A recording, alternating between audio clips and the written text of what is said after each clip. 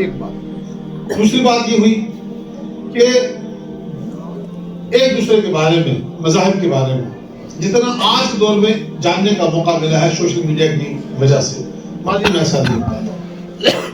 اب جو ہے ایسا ہو رہا ہے کہ لوگ جو ہے وہ قرآن پاک کا مطالعہ بھی کر رہے ہیں، گیتا کا مطالعہ کر رہے ہیں، گرنتھ کا مطالعہ کر رہے ہیں، بائبل کا مطالعہ کر رہے ہیں، اور تمام سیاق و سباق کو پڑھ رہے ہیں، اور تمام مثبت و منفی چیزوں کو اپنے اعتبار سے جانچتے ہیں. ایسے حالات میں کوئی بات کہیں کسی الگ انداز میں جاتی ہے، مگر اس کے جو معانی ہیں یا اس کی جو تعبیرات ہیں وہ الگ الگ طریقے سے لوگ نکالتے ہیں.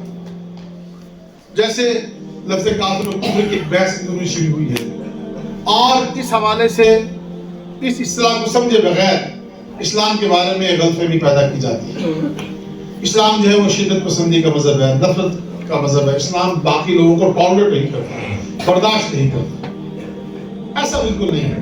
آپ علیہ السلام نے مدینہ منورہ میں ہجرت کے بعد جو سوشل سیٹ اپ بنایا تھا اور جو تجارتی معاہدے کیے تھے، جو دفاعی معاہدے کیے تھے، وہ اس بات کے گواہ ہیں کہ آپ علیہ السلام ایک کمپوزٹ کو، سوسائٹی کو بنانے والے تھے.